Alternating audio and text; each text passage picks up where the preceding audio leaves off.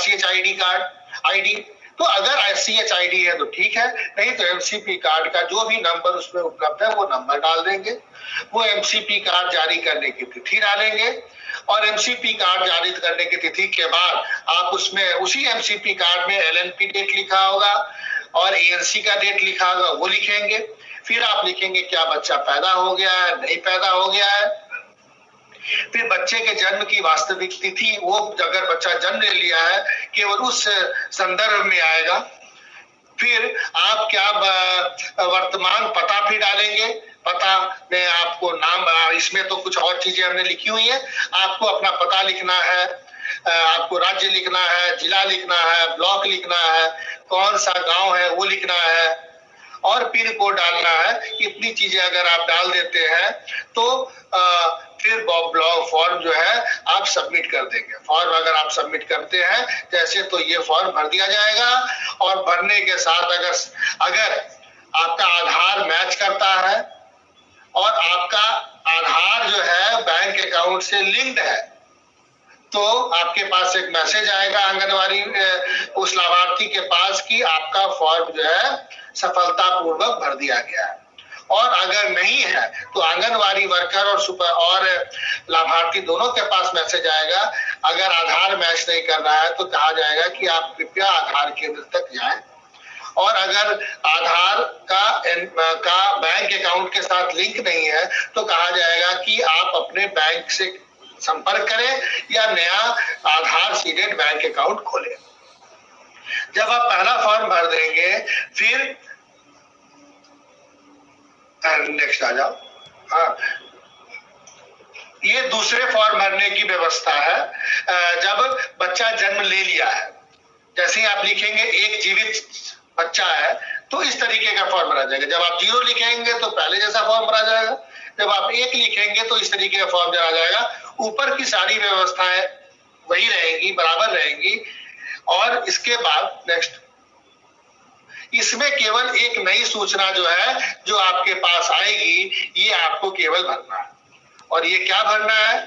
इस गर्भावस्था के दौरान पैदा हुए बच्चे की संख्या, क्योंकि हो सकता है कि 2 बच्चे जन्म ले, एक डिलीवरी में 3 बच्चा जन्म भी ले सकता है कई केसेस में, तो उसमें लिखना है। उससे आपके फॉर्म पे कोई असर नहीं पड़ेगा, ये केवल सूचनार्थ है और इससे आपकी राशि में भी कोई फर्क नहीं पड़ने वाला है।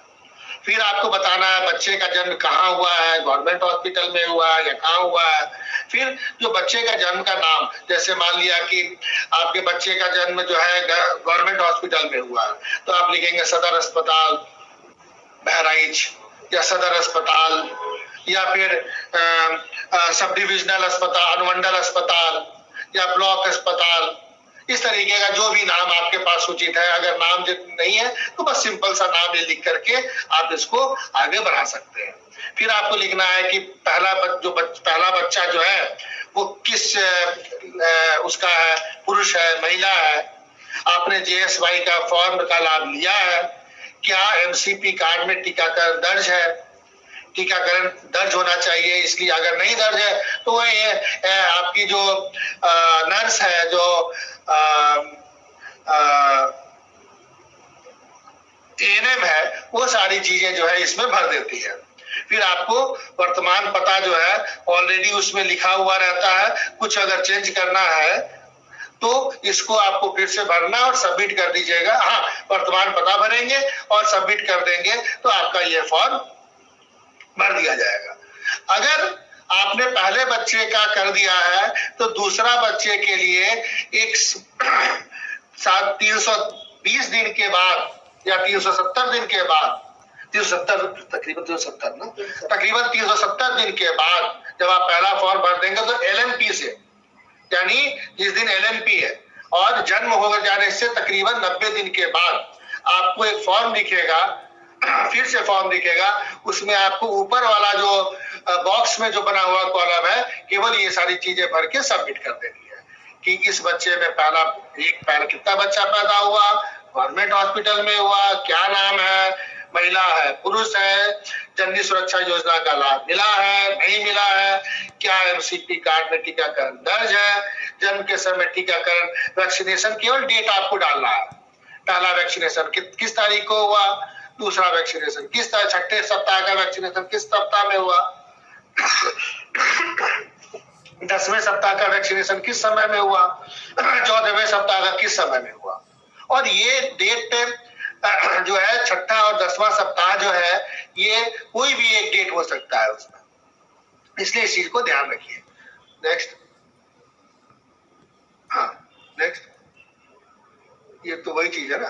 तो वो जो पहला बच्चा का जब पहला फॉर्म आपने भर दिया है तभी आपको दूसरे पहला बच्चे का दूसरे किस्त के लिए इस तरीके से फॉर्म दिखेगा, ऊपर में आएगा कि update child birth and immunisation, यानी बच्चे का जन्म और टीकाकरण जो है उसको अपडेट करिए। उसमें नाम पहले से दिखा रहेगा, आधार पहले से लिखा रहेगा, एलएमपी डेट पहले से दिखा रहेगा, एएनसी डेट पहले से लिखा रहेगा, number of child birth in pregnancy पहले से लिखा रहेगा, आंगनवाड़ी सेंटर का नाम पहले से रहेगा, name of institution of the child birth पहले से लिखा रहेगा जो आपने लिखा हुआ है। फिर उसमें आपको लिखना पड़ेगा चाइल्ड बर्थ कितना है, आंगनवाड़ी और बच्चा का जन्म कहाँ हुआ है और उस बच्चे का जन्म का डेट क्या है। फिर आपको लिखना है बच्चा लड़का है, पुरुष है, महिला है, जननी सुरक्षा का नाम मिला है, नहीं मिला है, वैक्सीनेशन एमसीपी कार्ड पे है, नहीं है, और बाकी डेट्स जैसे लिखे हुए वैसे आप डेट डाल दिएगा, सबमिट कीजिएगा। तो ये फॉर्म जो है ये पूरा आपसे बढ़ के सुपरवाइजर तक जो है वो फॉर्म सहायिका के पास चला जाएगा। नेक्स्ट, अब आपको इसके आगे की जो सारी जानकारियां हैं वो हमारी कलीग जो है वो देंगी, तृप्ति सिंह देंगी। तो कृपया तृप्ति सिंह की बात सुनें। नमस्कार, आप सभी का आंगनवाड़ी बहनों का इस कार्यशाला में जुड़ने के लिए बहुत बहुत धन्यवाद। और हमें पूर्ण विश्वास है कि इस PMMVY सॉफ्ट MIS पोर्टल या PMMVY सॉफ्ट मोबाइल ऐप को यूज करके आप प्रधानमंत्री मातृ वंदना योजना स्कीम का संचालन सुचारू रूप से कर सकेंगे। फेस ऑथेंटिकेशन जो इसमें फीचर है, जैसा चेहरा प्रमाणीकरण इसमें करना है, तो यहाँ पर जो बेनिफिशरीज ऑलरेडी रजिस्टर्ड हैं, क्योंकि आपके यहाँ बहुत सारे बेनिफिशरीज होंगे जो पहले से रजिस्टर किए गए होंगे आशा वर्कर द्वारा, सो उन बेनिफिशरीज का आप फेस ऑथेंटिकेशन कर सकते हैं। उनका आप जाकर चेक कर सकते हैं कि वो बेनिफिशरीज आपके हिसाब से सही हैं या नहीं।